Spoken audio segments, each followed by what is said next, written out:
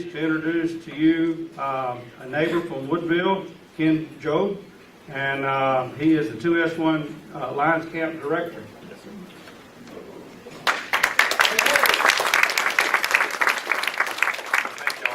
First and foremost, I appreciate y'all letting me come and present to your club. Last week I went to Lufkin, and the first thing said to me was, "Are we supposed to open our pocketbooks?" You know that's why I'm here, right? We always ask for money. I think I actually have some stats here that they provided for me. In the last 18 years, y'all have given around $137,000. Wow. That's impressive. I'm just going to say that. That's more than Lufkin. More than Lufkin. So, 12 Jack Wheats. You're 51 consecutive 100% years. Let me tell you, that's also very impressive. Like probably nobody else I know of in my district. Sponsored 28 campers.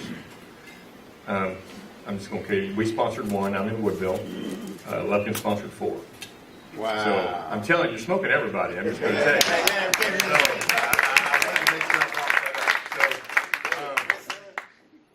About PowerPoint, they gave us these, and I don't read PowerPoints. I really hate microphones, but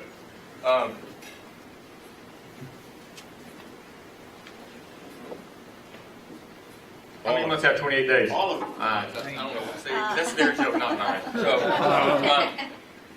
He's so smart. Yeah. the match. They're awful. So, Yes. Summer camp in Texas. There are 8 weeks that they do camp at the Texas Lions Camp. Sure, from my own personal knowledge, how many of y'all have worked at the camp? Gone out there and worked during the work weekend? Okay, I see 2 hands up. I'm going to challenge you to work on that for next year, okay? There are 3 work weekends, and I'm probably going to talk about a slide. I'll just go through it later. It's the first weekend of March, first weekend of April, and first weekend of May. The weekend of April is our district weekend. But if you have something, like I will tell you, that's our Dogwood weekend. If you know about Tyler County and Dogwood, that's a big deal, right? So we don't go in April, but I take a group in May. So you don't have to go on the designated 2S1 weekend. Typically, the 2S1 folks are the cooks for that camp weekend, but you don't have to do that either. If you have a special skill, they like to know about it and they'll use it. If you don't have a special skill, I will tell you, I took 6 Leos and 4 members last year. Swap that. 4 Lions, 4 Leos, 6 Lions last May, and we stacked firewood for 4.5 hours. Dump truck fulls. They just dumped them, and we put them in nice, neat stacks up on the Heritage Village thing where they do the outdoor sleep and the bonfires and all that stuff. So if you don't have a special skill, I promise you can stack firewood. So that's really fun, by the way. But no, one of the big pushes is one more. I have these some cards and some flyers, but one more dollar, one more camper, one more hour working at the weekend, one more. That's the camp's big push by their marketing. And y'all have been very generous, I can tell you, with your giving. So I don't always ask people for money. That's not my thing. But one more of any of those helps the camp. I'll just go through some of these pictures. We heard a story. I don't know if you noticed it. He's ziplining with no legs. So, or maybe just one. One of the things that I was told happened, and I saw at graduation, is some kids had gone to camp, other camps, and he was a paraplegic. And he went to Lions camp, and they said, "You want to ride horses?" And he was like, "I can't ride horses." In other camps, I couldn't ride horses because I was paraplegic. At that camp, quadriplegics get to ride horses. Okay? So, doesn't matter what the handicap is. They take people who are asthmatics. That's a listed designated handicap. So it doesn't matter. And again, y'all have been really good. 28 campers, that's a huge number. So y'all understand the who can go part. Again, I'm not going to go through these. 1,506 kids went to camp this year. They do 4 general handicap camps. They do 2 Down syndrome camps, and they do 2 diabetic camps.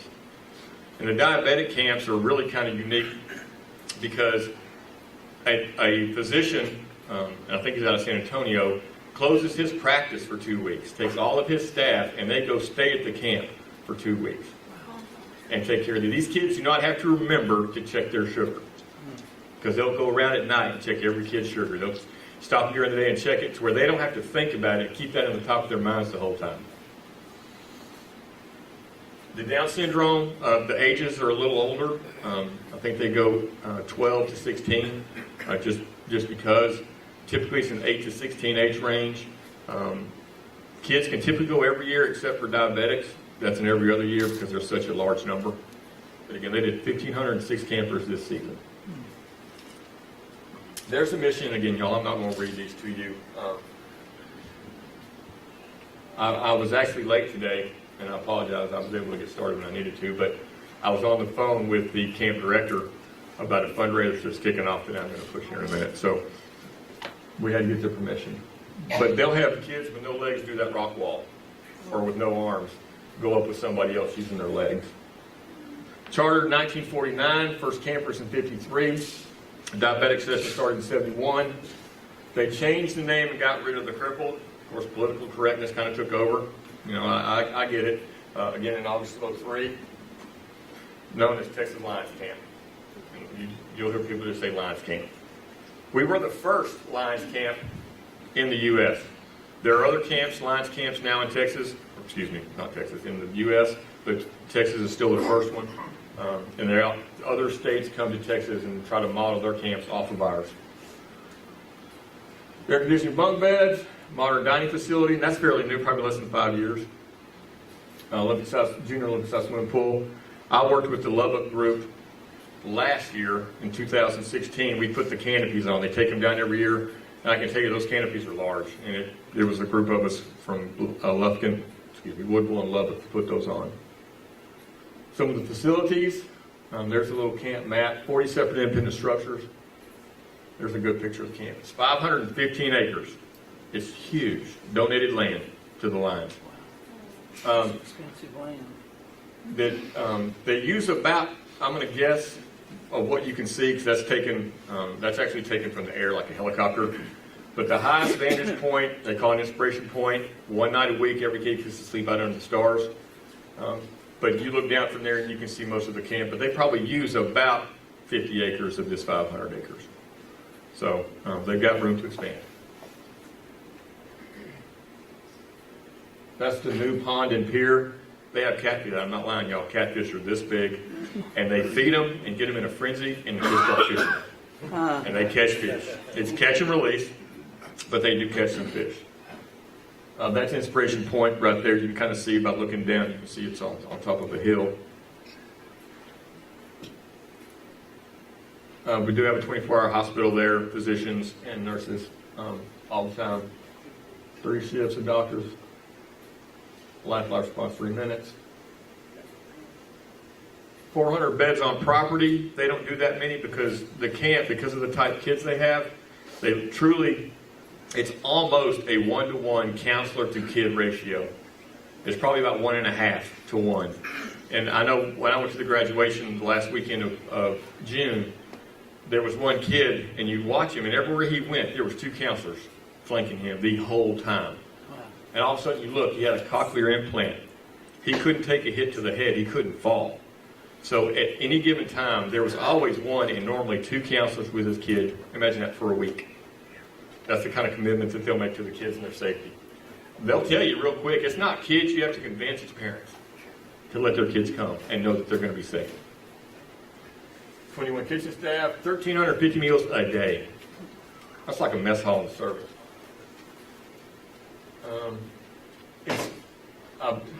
This isn't on here, I don't think, but I thought it was pretty cool because I learned it. The staff basically get 28 hours off per week. They get 1 evening from 6 to 1, and then Saturday to Sunday, noon to noon. That's the only time off they get. They'll sleep in the dorms. The kids sleep on the bottom bunks. The counselors sleep on the top bunks. So although it has 400 beds, some of those are counselors, but that's all they get off. They make $125 a week for a base counselor. 60 of those kids, they're all over 18, but 60 of those are from another country. they pull counselors to come there and train to be able to take some of that back to them where they are. And over the course of the year, every one of the counselors gets an $1,000 scholarship to go to their college for the next year. Camp does cool things. Can-do philosophy, you'd have to have that. Different programs, like I've talked about, a lot of them. Archery, they may have the picture, they may not, but there's a couple of pictures of guys, or kids, not guys, kids with no arms shooting bows and arrows with adaptive devices on their feet and using their mouth to draw. Okay. I'll tell you, if you can go there with kids there and watch it and not cry, you're more of a man than I am, I can tell you. They do a formal dance game night. They do karaoke. They do a talent show. There's our executive director. They do have 15 year-round full-time staff, but 200 plus in the summer.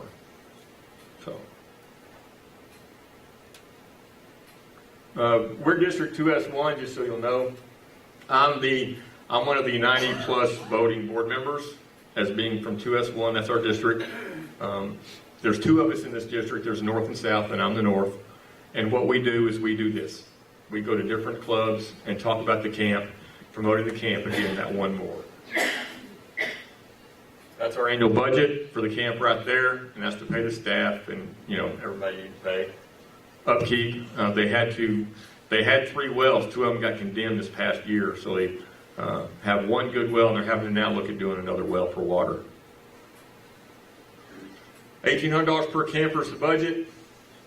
Some of your dues, well, actually $21 a year of your dues goes to the camp. Who knows what a 100% person is?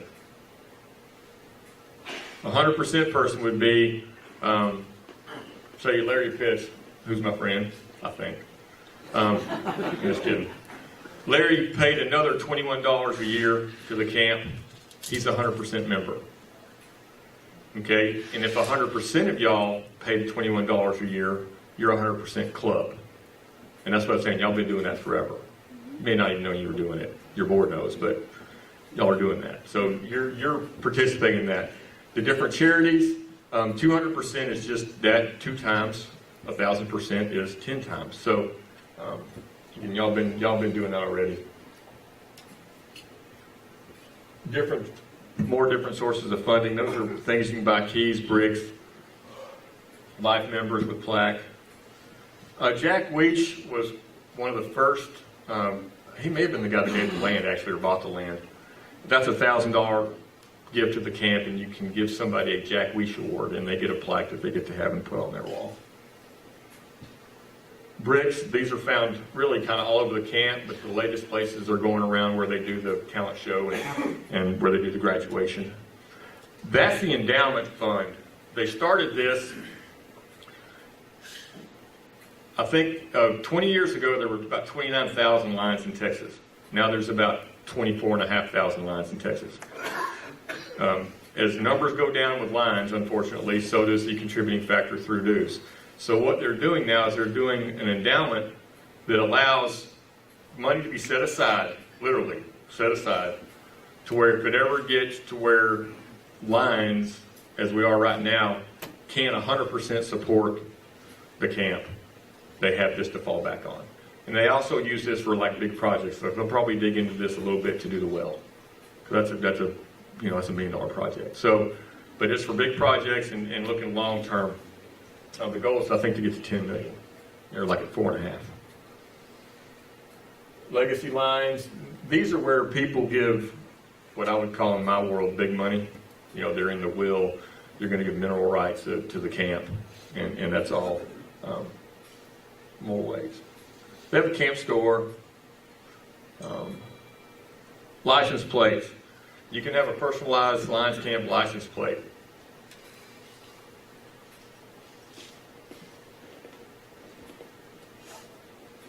Fine campers, y'all don't have a problem with that. Y'all are very good at that. Okay. I'm not going to give you a test. So, because I want to talk about this briefly. The camp is, I'm not going to say the word endorsing because they haven't done that yet, but District 2S1 is working with Case Knives, and this past weekend, we were there for Directors Weekend, I brought back about 40 pounds of rock from the camp. Rock from the camp. It's going to be pulverized and made into trapper tube or trapper knives. Anybody know what a trapper knife is? Looks like that. It's a two-blade. It's about that long. It's a two-blade knife. It is a 2S1 or our district fundraiser for the camp. 100% of the proceeds go to the camp. 0% will go back to 2S1 or go into the bank account for 2S1. We will pay the. How many of y'all been to TKC Knives down in Spurgeon? 3, 4. If you've never been there and you like knives, you're missing a kid in a candy store. He's got like about 10,000. He's the number 1 case dealer in the world. Just saying, he's got a lot of cool knives. But he's going to have it made, and we're going to pay him his cost. The rest of the money goes to the camp. We're selling them for $100 a piece. This is a Warren High School made out of brick. But it's going to say Texas Lions Camp on one. The other blade's going to say Children Can ... at TLC. And then the actual handle will be made out of the rock from the camp. And so it's a fundraiser. And if you go buy a trapper from him right now, you're going to spend about $80. That's with no specialness about it at all. So we didn't mark these up a bunch from what he sells trappers for. We did a little. But I do have applications for that. If you want to order one, I've got them with me right now. So if you want to order a knife, or you can merge as a club. Is that about the right size? That's probably the right length. It's probably about that long, maybe a tad longer, a little sleeker. And I'll pull these out to be able to pass them around, actually. So that's something that District 2S1 is doing, right, and we started about 2 weeks ago. Right now, I probably can order about 70 knives with what's already been paid. And the goal, if I can tell them how many I want by September 1, they should be here by Christmas. Now, I got to get in line with Case, but we'll have these for Christmas presents or whatever you might want to do with them if you wanted one. Again, I got forms and I can leave forms. I'll leave forms with y'all. It doesn't matter. What questions do y'all have about the camp? You got it? Lufkin had 5. Go ahead. How's it utilized the other 11 months of the year? Did you do a lot of activities? Nothing through Lions. Now, our board meetings are out there. Like, I'll go back to a board meeting in February, and they have the executive board that goes up quarterly. But it can be rented by businesses. Can rent it to do company meetings or team building exercises, things like that. So it's not just out of use year round, but they're upkeeping. I mean, it's 70 years old, or will be here in about 2 years. So it's upkeep. Oh, there's something there. What else? No, that can't be all. No questions on the camp. I'm pretty passionate about it, y'all. I'm gonna tell you. So are we 28? We are very patient. I'm telling you, that's impressive. One club, 28 people. That's impressive. Every year. That's impressive. Ken, did the online registration do pretty well this year? I mean, we had months to go, but I didn't know if they had much feedback about that. The problem that I heard people had is they didn't hit submit. They hit save, but you had a save button so you could go back and finish it later. But people never, one of the problems is people didn't hit submit, or they thought they were through and they didn't get the doctor's note signed, the doctor's part completed as well. That's the only thing I heard negative about it this weekend. They got to hit the submit button, not just the save button, but save and submit. So. Yes, sir, in the back. You said you had $1 million for a water well? Oh, I'm taking a wag at that. Okay, I was going to say, I guess you better do them then. Well, I don't work for the camp. It's not my, my normal job. I'm Larry Pitts in Tyler County, so I don't work for the camp. But that's just, I was just saying that the endowment money is for projects, big projects like that. Anything else? Oh, yes, sir. Kerrville's a pretty good run from Yes, sir. Texas. It's a long way. Where are the majority of the Lions Club sending the kids from? What area? Is it San Antonio, Austin, is it further west? Sir, I'll have to find that answer because I don't know. I've never asked that, and I've never heard him say, Yeah, well, we're so very proud Right. of having the camp, first right, of all. right. But we also have a little bit of pride that you can tell from our kids getting Yes, sir. from this county. Do y'all send them in the bus normally? Yep. Try to? Yep. Okay. If you didn't know about the bus, that's critical mass. Nice It bus. would be an interesting statistic to realize that where most of the kids come from, because I think our kids probably go to Furby or out to Furby. Well, there's some, I mean, you're not even halfway to El Paso, so if you come from the Lubbock, Amarillo, or El Paso, you're probably coming farther than us. That was the reason for the question. Yeah. Or, And I don't know the answer, but I will tell you the bus, if you haven't heard this, because I heard this at the last cabinet meeting, and maybe she said something about it, but the bus now has to make a 2-day trip. So if you're used to riding the bus, going and coming back, it's now an overnight trip because of the rules with how long you can drive per day. Because either you're paying another driver or you're paying to stay. So I think the district has decided to pay for the hotel room and keep the bus an extra day rather than paying another driver. Because there has to be true downtime for the driver. So we'll drive up Friday, drop off kids, drive back Saturday on the pickup day. And on Sunday, they'll drive Sunday, stay overnight Sunday, drive back Monday. So just know if you're used to going and you may be taking a vacation day on one end or the other to be able to go. So we just determined that here about a month ago within the district meeting. So what else? Well, I'm going to throw something separate in there. Y'all going to get up on me in a minute. But I heard y'all are starting a high school Leos or high school Lions. Liam. They're Leos clubs. We've got somebody coming in a couple of weeks to give us a presentation on it. Okay. Well, I will tell you, I started a Leos club 12 months ago in Tyler County, and I didn't do school-based, I did community-based. So what you're looking at doing, if you want to try to include your Goodrich, your Corrigan, the reservation kids, you might think about a community-based club rather than a school-based club. And I'm just throwing that out there as an option. So, and I think I've talked to somebody from over here they called me about when I started mine. But We're strong. This is our first year. We're getting away from Lion Sweethearts, which we have every year. right, we We still now got have those too. We now have the student lions, and we have 2 boys this year. And I think we may be able to get a third over there. There you go. You're getting recruited right now, dude. You know that? Don't talk with your mouth full, but do you know that? Just nod yes. I'm just. You're hoping to be a sweetheart. Well, hey, I got to tell you, we had a lady president 4 years ago, and she picked a lion bow. How about that? Lion bow, and it was a dude. Obviously, but you know, so anyway, thank y'all for your time. I know it's getting close to one. I appreciate it.